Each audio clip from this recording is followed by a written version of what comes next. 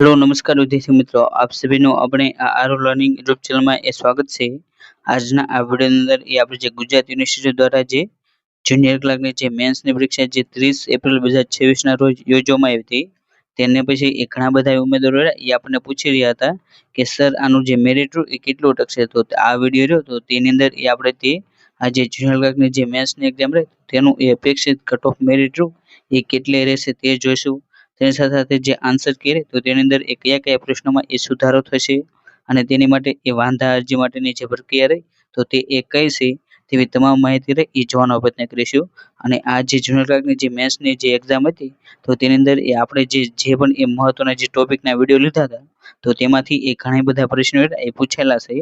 માટે તમારે આ જે ચેનલ તો તેને સબસ્ક્રાઇબ કરીને રાખી દેજો, કેમ કે હવે પછી આપણે જે એસએમસી જે ત્રીજી શ્રેણી જે ક્લાર્કની જે ભરતી રહી તો તેની માટેના જે મહત્વના જે ટોપિક રહ્યા તો તેના વિડીયો એ તમને મળતા રહેશે। તો તેની અંદર શરૂઆત કરીએ તો તમે અહીં જે ગુજરાત યુનિવર્સિટી દ્વારા જે નોટિફિકેશન આપવામાં આવી તો તે જોઈ શકો છો, જેની અંદર employment notification number GU admin 2025-26 ની તારીખ 29/4/2026 અને 30/4/2026 ના રોજ જે ટાયર 2 ની જે પરીક્ષા માટે જે પરીક્ષા બાદ પ્રોવિઝનલ આન્સર કરે એ ગુજરાત યુનિવર્સિટીની જે વેબસાઇટ તો તેના પર મૂકવામાં આવ્યું છે। અને જે અંગે કોઈ પણ જો વાંધા હોય તો તે 4/5/2026 ના રોજ સાંજના 5 એટલે કે જે 17 વાગ્યા સુધી આપેલ ઈમેલ તમને જે અહીં કી ટાયર 2 ગુજરાત યુનિવર્સિટી .ac.in પર મૂકવાની રહેશે। એટલે તમને જે અહીં જે ઈમેલ આઈડી આપવી તો તેની ઉપર તમારે વાંધા જે કરવાની રહેશે। અને જે માટે તમારે આ જે ઈમેલ આઈડી તો તે લખીને રાખી લેવાનું અને વાંધા અરજી કરવાની છેલ્લી તારીખ રહી 4/5/2026 છે અને સાંજના 5 વાગ્યા સુધી આજના છે સાંજના 5 વાગે તો ત્યાં સુધી તમે અરજી કરી શકો છો। હવે આપણે જો વાંધા અરજી કઈ રીતે કરવી તો તેની વાત કરીએ તો તમારે સૌથી પહેલા તો જે તમારું જે જીમેલ તો તેને ખોલવાનું અને તેની અંદર આ પ્રકારનું ઇન્ટરફેસ જોવા મળશે, જેની અંદર અહીં જે કમ્પોઝ તો એટલે જે પેન્સિલ તો તેના પર ક્લિક કરવાનું। જેવું ક્લિક કરશો ત્યારબાદ આ પ્રકારનું ઇન્ટરફેસ જોવા મળશે। અહીં તમારું જે ઈમેલ આઈડી છે એ છે, પછી અહીં આગળ જે આપણે જોયું એટલે કે જે કી ટાયર 2 ગુજરાત યુનિવર્સિટી .ac.in તે ઈમેલ આઈડી એ તમારે નાખવાનું અને ત્યારબાદ જે સબ તો તેની અંદર વાંધા અરજી કરવા બાબત લખવાનું અને તેને પછીનું જે ખાનું તો તેની અંદર તમારો રોલ નંબર, તમારા પેપરની સિરીઝ અને તમને જે પણ પ્રશ્નમાં વાંધા હોય તો તેની તમારે જે ટૂંકમાં લખવાનું અને ત્યારબાદ જે પણ વાંધા અરજી અને ત્યારબાદ તેનું પ્રૂફ એ રીતે તમારે પીડીએફ બનાવવાની અને જે પીડીએફ રહે અહીં જે પિન જેવું તો ત્યાંથી તમારે તે પીડીએફ રહે તેને એટેચ કરવાની અને જે પીડીએફ રહે એ 26 MB થી વધુ ન હોવી જોઈએ તે તમારે ખાસ ધ્યાન રાખવું। અને ત્યારબાદ જેવી એટેચ થઈ જાય તો ત્યારબાદ તમને અહીં જે તેનો નમૂનો જોવા મળશે અને જેવું બરાબર નમૂનો થઈ જાય તો ત્યારબાદ તમારે તેને સેન્ડ કરી લેવાનું। આ રીતે તમે તમારે વાંધા અરજી કરવાની રહેશે। તો હવે આપણે જે વાત કરી કે વાંધા અરજી કયા કયા પ્રશ્નમાં થશે તો તેની અંદર આ જે બી સિરીઝ છે તો તેની અંદર 12મો પ્રશ્ન કોલેજમાં આસિસ્ટન્ટ પ્રોફેસર સ્ટેજ 3 થી એસોસિએટ પ્રોફેસર તરીકે પ્રમોશન માટે ન્યૂનતમ એપીઆઈ સંશોધન સ્કોર એ કેટલો છે। તો આની અંદર ઘણા બધા ઉમેદવારો તો તેમને 90 લાગતો હતો, પરંતુ અહીં જે રહ્યો એ સ્કોર તમને પ્રમોશન માટે પૂછવામાં આવ્યો છે અને જે આ સ્કોર રહ્યો 90 એ સીધી ભરતી માટેનો છે, જ્યારે પ્રમોશન માટેનો જે સ્કોર એ જે યુજીસી નો જે એક્ટ રહ્યો તો તેની અંદર જે આસિસ્ટન્ટ પ્રોફેસર સ્ટેજ 3 થી પ્રોફેસર સ્ટેજ 4 સુધી પ્રમોશન મેળવવું હોય તો તેની માટે એપીઆઈ સ્કોર એ 45 નો હોવો જોઈએ। માટે જે આ પ્રશ્ન તો તેની અંદર 45 જવાબ એ આન્સર કીમાં આપવામાં આવ્યો હતો। માટે આ પ્રશ્નમાં કોઈ પણ પ્રકારનો સુધારો નહીં થાય। ત્યારબાદ 115મો પ્રશ્ન કે યુનિવર્સિટીમાં એસોસિએટ પ્રોફેસર થી પ્રોફેસર બનવા માટે જરૂરી ન્યૂનતમ એપીઆઈ સંશોધન સ્કોર એ કેટલો છે। તો આની જે પ્રોવિઝનલ આન્સર કહે તો તેની અંદર 110 આપવામાં આવ્યું હતું, પરંતુ તેનો સાચો જવાબ એ 120 બને છે।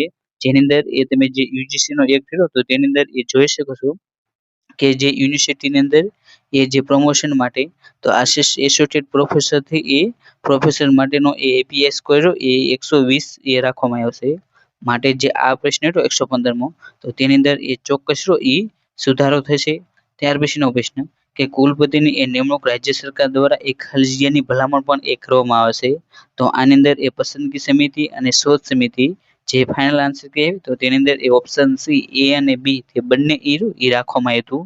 અને આ જે પ્રશ્ન હતો તો એ વિવાદિત પ્રશ્ન છે, કેમ કે જે યુનિવર્સિટી ગ્રાન્ટ કમિશન જે યુજીસી નો જે એક્ટ આવ્યો હતો તેની અંદર એ સર્ચ કમ સિલેક્શન કમિટી એટલે કે તેની અંદર એ સર્ચ કમિટી અને સિલેક્શન કમિટી તે બંને એ રાખવામાં આવી હતી. અને આ રીતે જો આપણે વાત કરીએ તો તેનો જવાબ ઓપ્શન સી એ અને બી બંને બને છે. પરંતુ આને જો આપણે યુનિવર્સિટી કોમન એક્ટ 2023 ની દ્રષ્ટિએ વાત કરીએ તો તેની અંદર એ સ્પેશિયલ શોધ સમિતિ તો તેનો એ ઉલ્લેખ કરેલો છે. માટે જે આ પ્રશ્ન તો તે એ રદ થઈ શકે છે, અથવા તો જે એ અને આ સી અને બી તે બંને એ સાચા રહી શકે છે. માટે જે આ પ્રશ્ન તો તે પણ એ વિવાદિત છે. ત્યારબાદ ચોથો પ્રશ્ન કે જે ત્રીજો છે, જેની અંદર એ શિક્ષકો માટે એ અભ્યાસ રજા સમગ્ર કારકિર્દીમાં એ વધુમાં વધુ ખાલી જગ્યા વર્ષ માટે એ મંજૂર કરી શકાય. અને જેની જે ફાઇનલ આન્સર કહે તો તેની અંદર એ 3 વર્ષ એ રાખવામાં આવ્યું હતું. પરંતુ તેનો હકીકતમાં જવાબ એ 5 વર્ષ બને છે. જેની અંદર એ તમે જે યુજીસી નો જે 2018 નો જે રેગ્યુલેશન એક્ટ હતો તો તેની અંદર એ ચોખ્ખું કહેવામાં આવ્યું છે કે the maximum period of study leave admission during the enter service shall not be extended 5 વર્ષ એટલે કે જે 5 વર્ષથી વધુ સમય માટે એ તમે જે સ્ટડી લીવ એ લઈ શકતા નથી. પરંતુ જો તમે એ કોઈ એક ચોક્કસ સમય માટે લેતા હો તો વધુમાં વધુ એ 3 વર્ષ, પરંતુ તે 3 વર્ષ લો તો તે સમગ્ર કારકિર્દીમાં એ 5 વર્ષથી એ વધુ ન હોવું જોઈએ. અને સમગ્ર કારકિર્દીમાં એ તમે 2 વાર લઈ શકો છો. જ્યારે કે તમે જો એક વાર એ 3 વર્ષની એ તમે સ્ટડી લીવ લઈ લીધી તો બીજી વાર એ તમને સ્ટડી લીવ એ 2 વર્ષની જ મળશે. આ રીતે એ તમારા 5 વર્ષ એ પૂરું થાય. જ્યારે પહેલા વર્ષે એ તમે 4 વર્ષની લીધી હોય તો બીજી વખત એ તમને 1 વર્ષની એ મળશે. આ રીતે એ 5 વર્ષ એ રાખવામાં આવ્યા છે. માટે જે આ પ્રશ્ન તો તેની અંદર પણ એ સુધારો થશે કે અહીં જે 3 પ્રશ્નો હતા તો તેની અંદર એ સુધારો થશે. જ્યારે ચોથો પ્રશ્ન જે નિમણૂક વાળો છે ઓલો પહેલો તો તેની અંદર એ સુધારો નહીં થાય. અને હવે આપણે જે વાત કરીએ કે મેરિટની તો જે આ જુનિયર ક્લાર્કની જે ભરતી હતી તો તેની અંદર એ કુલ 84 જગ્યા હતો, જેની અંદર એ એસસી ની 6, એસટી ની 11, એસસીબીસી ની એ 20 અને ઈડબ્લ્યુએસ ની એ 8, જ્યારે જનરલ ની એ 39. આ રીતે એ 84 જગ્યા માટે એ ભરતી બહાર પાડવામાં હતી.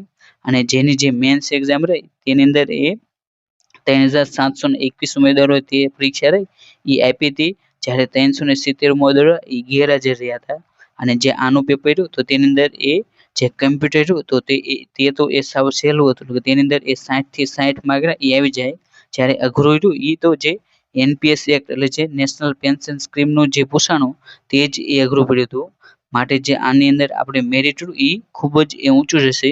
તેની અંદર એ આપણે જો અંદાજિત કટ ઓફ મેરિટની વાત કરીએ તો તેની અંદર એ જનરલ આ જે મેરિટ એ પુરુષ અને સ્ત્રી તે બંનેનો છે. અને જો સ્ત્રીનું હોય તો તે એ 2 થી 3 માર્ક એ નીચે આનથી અટકશે. જેની અંદર એ જનરલનું મેરિટ એ 100 માર્ક એ આજુબાજુ પ્લસ અથવા તો માઇનસ અટકશે.